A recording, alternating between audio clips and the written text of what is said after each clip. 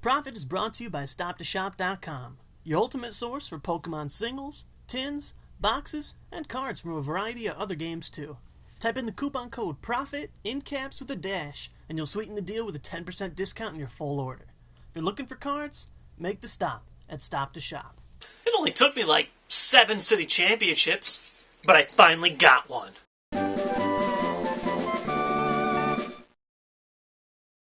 That's right. This week's episode is going to be a recap of my last weekend of city championships, as well as just an overview of how cities ended and which decks ended out on top. I'm also going to present a small discussion about the things that could happen with our upcoming set, Clash of Legends, as well as an announcement of a couple new things for the Prof-It series. As always, hope you guys enjoy the episode. Check it out. I knew that coming into the Chicago area for my last two tournaments that there would be a lot of Vilegar and Algachomp, which have been winning the most in our area. Strangely enough, despite its overwhelming success worldwide, Luxchomp hadn't won a single one of the tournaments in Illinois for Masters. After looking at my testing results, I already knew which deck I wanted to play. I've never top cut once playing Luxchomp, and I've always run into unbelievable luck with the deck. It just must be the curse of proxying Luxray level X as a Hoppip. I had some success with Gyarados, but almost every single loss I had with the deck was a dog, and I hated losing games that I don't even get to play in, so I ruled that out too. I tried Vilegar briefly, but all the big players in my area had been playing it the full season and would have much more experience with the deck than me, so I dropped the idea pretty quickly. For the same reason, I dropped the idea of Dalgachomp. Also, after two-time world champ Jason Klaczynski lost to my friend Dan with Vilegar, a matchup that I thought was in Dalga's favor, I decided to stray from that deck too. In the end, I decided to return to my most faithful deck, Sableye. I've never gone worse than 2 games over 500 with Sableye before, and it's by far the deck I'm the most comfortable and knowledgeable with. I decided to change my list a little bit from earlier weeks by using a smaller Blaziken level X line and an even larger Supreme Victor's Honchkrow line, which I grew to like more and more in testing because of its help against Vilegar, Mewtwo, Machamp, and any other deck where I need to hit for more than Garchomp C level X's 80 damage. I made some other cuts to increase my consistency, and I felt pretty confident coming into the weekend. The first tournament was in Rockford, Illinois, which is the largest city championship in Illinois and one of the biggest in the United States overall. There were around 70 Masters in total, which meant 6 rounds and a top 8 cut. Game 1, I played against a Crobat Prime Dugtrio deck, which aimed to punish players for retreating out of Crobat's poison by adding damage counters to them with Dugtrio's body. I started with Sableye and disrupted him quickly with Cyrus's initiative. Unfortunately, after that, the game wasn't too exciting. I took all 6 prizes with Honchkrow, and after power spraying his attempt to Uxie for 7 cards, he lost his chance for a comeback. 1-0. Game 2 was against Steve Balla, one of the biggest Vilegar players in the area. He's been consistently top-cutting and winning this season, and I came in hoping that my Honchkrow would allow me to take advantage against his Vilegar. The game starts, and I get double tails on initiative, which ends up being a huge setback when he gets a Gengar out in one turn. I one-shot his Gengar with Honchkrow, and he hits heads on Feigning Spell and takes me with him. He sets up Vileplume and Gengar the next turn, and I'm back a bit, but I decide to use my Blaziken FB, Luring Flame as Vileplume to bide for time, and it pays off. He's stuck with Vileplume active while I start catching up with Garchomp CX. Eventually, I knock out Vileplume, and he starts coming back with Gengar. I knock it out with another Honchkrow, but he gets a second Feigning Spell heads. Because I'm all out of counters to the Mewtwo that he's planning to level up, I use my Cyrus's initiative for my chance to get rid of his Mewtwo level X, and unfortunately hit double tails again. I'm able to bring things down to 1 prize, but because of his Feigning Spell flips, I can't deal with his Mewtwo X, and in the end, I'm 1-1. Game 3 was against Carlos with his unique Machamp build. Carlos had been running Machamp with Infernape 4X in order to get easy prizes all game with Takeout, but this time he was running Machamp with Luxray GLX instead. Because my deck is mostly basic Pokemon, he was able to get 3 straight prizes with Machamp's Takeout attack before I could mount my comeback. I set up a Honchkrow with 2 special darks, and I'm able to one-shot his Machamp. Because of Honchkrow's fighting resistance, he isn't able to put much damage on me, and decides to use Warp Points to hit around Honchkrow instead. I'm able to disrupt him with Judge and take all 6 prizes with Honchkrow, who ended up saving me a matchup that would normally be an auto loss. 2-1. Game 4 was against my friend Carver, who had been taking Vilegar all season. I have a terrible start, and I'm forced to draw past the first 2 turns as he sets up. On the third turn, I draw into a Pokemon Collector and come back by grabbing a Sableye in order to impersonate for a second supporter. He takes a prize by knocking out the Honchkrow I was setting up on the bench with his Shadow Room attack, but I'm able to use Garchomp C level X to knock out his Gloom before it becomes a Vileplume. Because I'm able to use Trainers all game, I get most of my knockouts with Garchomp C level X, and I'm able to burn all the Trainers out of my hand to limit his Gengar's Poltergeist attack to 30 damage or less for most of the game. I'm able to draw double colorless energy pretty consistently because I had Uxie X on the bench that was able to set up, and Garchomp CX took most of my prizes. When he finally set up a Mewtwo late game, I built the second Honchkrow needed to finish the game. 3-1. Game 5 is against Toby with Luxchomp, and I feel pretty confident about it. In all the tournaments that I played with Sableye since Regionals last year, I haven't lost to Luxchomp once, a pretty impressive streak. Unfortunately, it seems that Lady Luck watched my last episode on Donks and wanted to punish me for complaining about them. I start with Garchomp C, and he starts with an Ambipom G, goes first, attaches double colorless, and does Snap Attack for the turn 1 knockout. I don't get to draw a card, and I sink to 3-2. Game 6 is against a girl with Tyranitar, a matchup that I'm worried about because of my lack of Toxicroak G promo. However, I'm able to make up for my double tails earlier with a double heads this time with Cyrus's initiative, crippling her setup pretty quickly. After power spraying her Uxie, I take control and grab the first 4 or so prizes. She slows me down a little bit after setting up an Umbreon and using Moonlight Fang, but I'm able to two-shot it with a basic Garchomp C, and she decides to concede. 4-2. Now, normally, at a 4-2 rating, you have a good chance of top cutting. However, because we had so many players, only one 4-2 player made the top 8 cut. I got close but not quite at 11th place, and I sat to wait for my brother in top cut. He ended up beating 3 straight Luxchomp with his Sableye build that he calls Loxchomp, a Sableye deck with a Luxray GL level X tech instead of Blaziken or Honchkrow. So now, even my brother has a medal without me getting one. That night, I go over my losses for the day, and I'm still happy with the build. One of my losses was to an unavoidable donk, and the other was mostly due to 6 coin flips not going my way. I decided to keep my list card for the next day. At Huntley, we have over 40 players, which means another 6-round top 8 tournament. I know more 4-2 players will get top cut this time, so I feel a little bit better. Game 1, I play against Rose with Gengar Donphan. She gets a turn 1 Donphan and Gengar out, and I set up my Honchkrow to knock out her Gengar. Fortunately for me this time, she misses the feigning spell, and I'm able to take off with Honchkrow.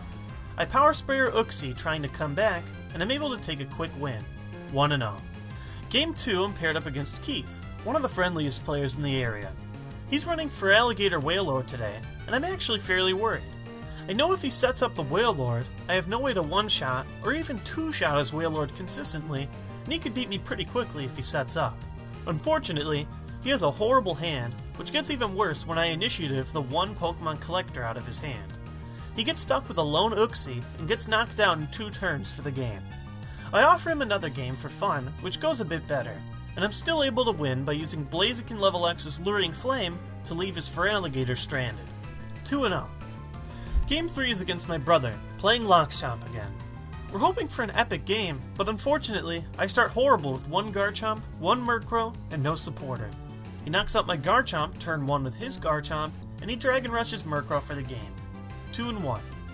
Game 4 is against Quinn Downs, the son of Uxie creator Rob Downs. Quinn is playing Vilegar, and I'm ready to deal with a long and close game. However, he starts out pretty poorly, and after Cyrus's initiative, he has almost nothing to work with. I knock out his Ghastly with Sableye's overconfident attack, and I power spray his 1 Uxie. His second Uxie is prized, and he loses fairly quickly in an unexciting game. We play another one out for fun, which goes down to 1 prize, but he's able to win. He ran a Gengar Prime in his build, and I made a couple of misplays around it because I'd never tested with it before. I'm glad that I was able to disrupt in the first game, and I go to 3-1. Game 5 is against a Pokedad running a Disruption deck with Sableye, Weavile, Slowking, and Umbreon. Unfortunately for him, I had 3 supporters in my opening hand along with the Sableye start, so even his double heads with initiative isn't enough to slow my setup. I'm able to get Garchomp CX running, and I use him to take most of my prizes. Once again, I'm slowed near the end by an Umbreon, but by Poke-turning my Garchomp CX to turn him back into a basic Garchomp, I'm able to hit through Moonlight Fang twice for the win. 4-1. Game 6 was Stefan with Gyarados. This is another matchup that I didn't like very much with Sableye, but I thought that the heavier Honchkrow line would change things up, because of his Poke Power, which can force Magikarp from the discard pile to the bench, and his ability to hit heavy. He used his Sableye to set up, while I used mine to disrupt with Judge, so we both end up having a slower setup. In the end, we both start exchanging prizes fairly evenly. Mid-game, I noticed that he's used up 2 Warp Energy, and decided to try and use Luring Flame with Blaziken to bring up Regice and leave him useless with the heavy 3 retreat cost. Unfortunately, he has the 3rd Warp Energy in hand, and he's able to bring Gyarados back out for an easy KO. I'm able to keep up with prizes by hitting heavy with Honchkrow, and several times it looks like he's about to run out of resources and lose his chance at the game, but he's saved by a crucial Super Scoop Up heads to get back in by resetting Uxie. In the end, things are 1 prize to 1 prize, and all I need to prevent him from winning is getting 1 heads in my Cyrus's initiative to take the extra belt out of his hand. Unfortunately, I flip 2 tails, and he gets the knockout next turn for the win. It's frustrating to lose 2 games now to bad initiative flips, but I also won a few games early because of the card, so I can't complain too much. 4-2.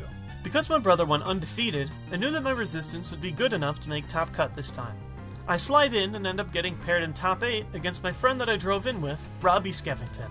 You might remember Robbie as the person on the other line during my classic freakout about the Hobbit proxy. Yeah, he's the guy who traded his grandma for a Luxray GL level X. He's since given all his cards away and stopped playing this year, but he decided that he wanted to hang out with his old Pokemon friends if we could help him build the deck that he wanted. We were happy to oblige. Robbie took a Regigigas build with Sableye and a Disruption Engine, and went 5-1 for the day. Pretty good for somebody who hasn't played all season. Like the Tyranitar the day before, I was a little worried with this matchup because I didn't run the Toxicroak G still. Game 1 goes underway and we both have decent starts, and I'm able to hold him off a while with Power Spray while I get a few Garchomp prizes. Eventually, he's able to level up Regigigas X and one-shot me. Blaziken FB becomes the MVP for me because he allows me to Luring Flame both his Regice and another basic Regigigas to bide for time. Because Robbie has no way to switch out and needs to keep up by taking knockouts, he's forced to use Sacrifice twice to get his Regigigas active again. I use this time to set up a Honchkrow, and I have just the right resources to KO him in 1 hit the next turn. However, after using Giga Blaster, he discards the Crobat G out of my hand and puts me 10 damage short. I decide to hit him for 140 damage, and even if he does use Sacrifice the next turn, I'll be able to use the Aaron's Collection to bring back my Garchomp CX and Dragon Rush's Gigas for the game. Unfortunately, he retreats and sacrifices and resets the timer on Giga Blaster and uses it again, discarding my Aaron's Collection. From here, I'm forced to let him come back prize after prize until it's tied up 1 prize each. I'm able to top deck a Premier Ball to save my Garchomp CX, who has 1 energy attached. I play Judge, and I need to draw either 1 or 2 double colorless energy in my deck, or an energy and an energy gain for the win. I hit double colorless on the 3rd card for the win, in one of the closest games that I've ever played. Game 2 looks grim for Robbie. He starts with Uxie, and I use Initiative to remove the Bebe from his hand. He top decks Regigigas and benches it and tries to use Super Scoop Up and fails. Then, he plays Junk Arm, discards the last cards in his hand to replay Super Scoop Up. If he gets Tails, he has no hand, but if he gets Heads, he draws 7. He gets the Heads that he needs, and he's able to go off, getting Regigigas X on that turn with an Expert Belt. I knew the chances are too low for me to catch up, so I decided to use Blaziken FB's Luring Flame to stall for enough time for time to be called. Eventually, time is called, and Robbie wins Game 2 after the 3 turns, moving the game to Game 3 Sudden Death. Sudden Death is almost impossible for Regigigas to win because they need to give up a prize of sacrifice to get set up. He starts with Sableye to my Sableye and goes first, playing Initiative to get the Bebe out of my hand. However, I'm able to draw a Poke Turn and have all the resources in my hand to get the knockout on his Sableye with my Sableye's Overconfident for the 1 prize in the top 8 win. Top 4 was against my cousin, Garrett Mersch, with Steelix. Garrett had just beat our area's best Luxchomp player in top 8 in order to play me, and I knew that without Blaziken, I'd have no way to knock out his huge Steelix primes. This is one of the biggest times that I was glad I kept the Blaziken in. Game 1, Garrett started with no supporter, and the game ended in a few turns after a Garchomp snipe or 2. He started terribly, and it's a shame that the game only lasted a few turns. Game 2 didn't go much better for him. I started Sableye and used Initiative to take out his sole supporter, and he was at a slower start. By the time he was able to get Steelix Prime out, I was able to get the one-hit KO with Blaziken FB's Jet Shoot.